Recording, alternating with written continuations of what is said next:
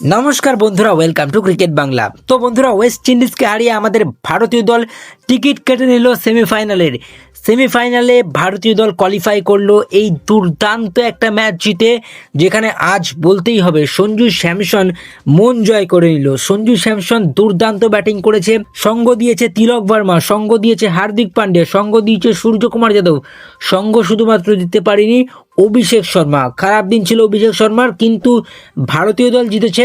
অবশেষে বলবো ভারতীয় দল টপ ক্লাস খেলেছে আজকের ম্যাচে। ইডেনে কিন্তু আবারও হিস্ট্রি রিপিট হলো এবং হিস্ট্রি ডিফিট হলো।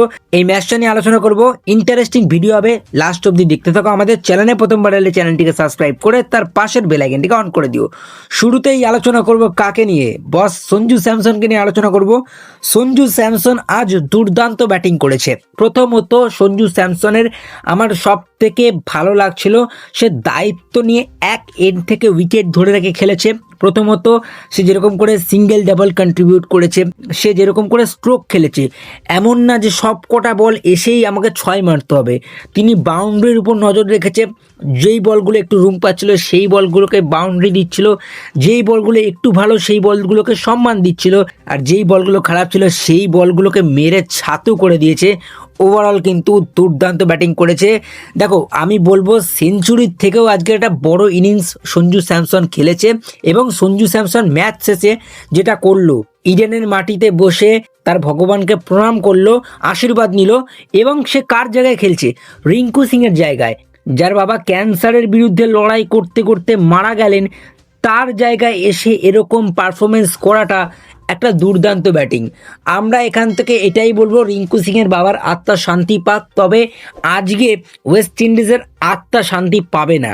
ওয়েস্ট ইন্ডিজ ম্যাচ হেরেছে, তবে ওয়েস্ট ইন্ডিজের একটা জিনিস আমার খুব ভালো লেগেছে, ম্যাচ শেষে তাদের বডি ল্যাঙ্গুয়েজ। তারা হেরেছে কিন্তু তারা হেরেও খুশি ছিল, লাস্টের দিকে আমরা দেখছিলাম। এবং এটাই ড্যারেন স্যামি স্পেশাল, এরকম করেই কিন্তু দলটাকে তৈরি করেছে। এবং ওয়েস্ট ইন্ডিজ দল ওভারঅল ভালো ক্রিকেটই খেলেছে। তবে যে বললাম হিস্ট্রি রিপিট, হিস্ট্রি ডিফিট। প্রথমত হিস্ট্রি আবারও রিপিট হলো। টি20 ওয়ার্ল্ড কাপে ভারতীয় দল ইডেন গার্ডেন্সে অপরাজিত ছিল এবং অপরাজিতই আছেন। তার সঙ্গে আরও একটা কথা, হিস্ট্রি ডিফিট করেছে ভারতীয় দল, তার কারণ 160-এর বেশি স্কোর ভারতীয় দল চেস করতে পারেনি। টি20 ওয়ার্ল্ড কাপে আজ পর্যন্ত 3বার চেস হয়েছে, সেটাই চেস করেছে বিরাট কোহলি। তবে আজ কে খেললেন? সঞ্জু স্যামসন। প্রশংসা করতেই হবে, তার ব্যাটিং আমার দারুণ লেগেছে। এবং সব থেকে বেশি প্রশংসা করব আজ তিলক ভার্মার। সে প্রেশার আসতে দিইনি, যখন উইকেট পড়ে যাচ্ছিল সঞ্জু যখন খেলাটা ধরে রেখেছে, সঞ্জু স্যামসন বড় শট মারেনি, তখন নতুন ব্যাটসম্যান ক্রিজে এসে সেরকমভাবে ব্যাটিং করেছে। আর দুর্দান্ত ব্যাটিং করেছে তিলক ভার্মা। ফিল্ডিংটা একটু আমাকে নিরাশ করেছে, তবে ভারতীয় দলকে আমি A+ই দিচ্ছি।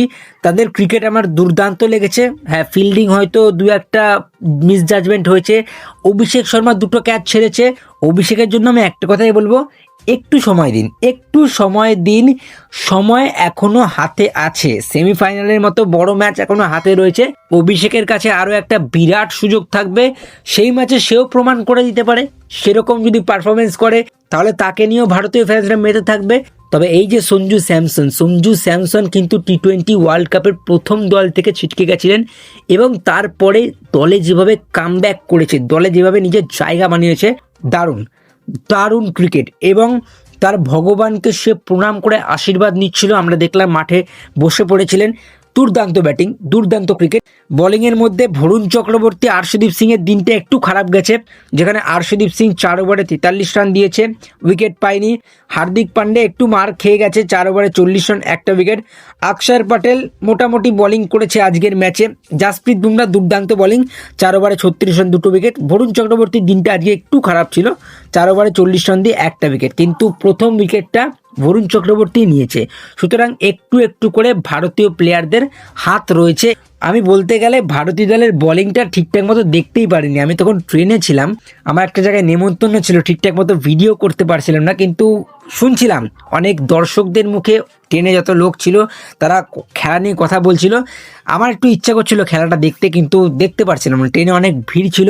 তবে এই যে এই ম্যাচটা, এই যে ব্যাটিংটা যেটা দেখলাম বাড়ি এসে, দুর্দান্ত ব্যাটিং, দুর্দান্ত ব্যাটিং। আমি আবারও বলবো সঞ্জু স্যামসন ওয়াও ইনিংস, দুর্দান্ত। 4টে 6 মেরেছে 97 রানের মধ্যে। 194 স্ট্রাইক রেটে 12টা 4 মেরেছে, অর্থাৎ রিস্ক নিইনি। এরকম একটা বড় ম্যাচে রিস্ক না নিয়ে ঠান্ডা মাথায় কীরকম করে খেলতে হয় সেটার প্রমাণ কিন্তু সঞ্জু স্যামসন দিয়েছে। ঈশান কিষানের থেকে একটু আশা করেছিলাম যে ভালো করবে, তবে হয় ঈশান কিষান পরপর 2-3টে ম্যাচে দেখতে পাচ্ছি একটু গা ছাড়া ব্যাটিং করছে। সূর্যকুমার যাদবের থেকে একটু এক্সপেকটেশন ছিল, সূর্যকুমার যাদবও কিন্তু তেমন কিছু একটা করতে পারেনি। হ্যাঁ, একটু সঙ্গ দিয়েছিলেন সঞ্জুর সাথে। তিলক বর্মা ভালো সঙ্গ দিয়েছে, 15 বলে 27 রান করেছে, 4টে 4 একটা 6, 180 স্ট্রাইক রেট। হার্দিক পান্ডিয়া 14 বলে 17, হার্দিক পান্ডিয়াও মডারেট খেলেছে, ব্যাটিং করেছে, তবে শিবম দুবে ম্যাচটাকে এসে খুলে দিয়েছিল লাস্টের দিকে। 4 বলে 8 রান, দুটো দুর্দান্ত বাউন্ডারি মেরে কিন্তু ভারতকে অলমোস্ট জয়ের দিকে নিয়ে গেছিল, এবং পরপর দুটো বাউন্ডারি মেরে একটা 6 একটা 4 মেরে কিন্তু সঞ্জু স্যামসন ম্যাচ জিতিয়ে মাটিতে বসে পড়লেন এবং নিস্তব্ধ হয়ে গেলেন। ভারতীয় দল ড্রেসিং রুম থেকে বেরিয়ে আসলেন উচ্ছ্বাস ভারতীয় ফ্যান্সদের মধ্যে এবং আমার মধ্যে। দুর্দান্ত আজকে ঘুমাবে। গুড নাইট সবাইকে, ভালো থাকবেন। এই ম্যাচটা যদি না দেখে থাকেন অবশ্যই ম্যাচটার হাইলাইটস গিয়ে দেখতে পারেন। ওভারঅল কেমন লাগলো তোমাদের মতামত অবশ্যই জানাবেন। ভারত ওয়েস্ট ইন্ডিজের ম্যাচ শেষ হলো এবং ভারতীয় দল জিতে সেমিফাইনাল 2-এ কোয়ালিফাই করছে, যেখানে ভারত খেলবে ইংল্যান্ডের সাথে ওয়ানখেড়ে স্টেডিয়ামে। এই ম্যাচটাও কিন্তু দুর্দান্ত হবে। তো চলো আজকে আর বেশি কথা বাড়াবো না, চ্যানেলটিকে সাবস্ক্রাইব করে আমাদের পাশে থাকবেন। টাটা।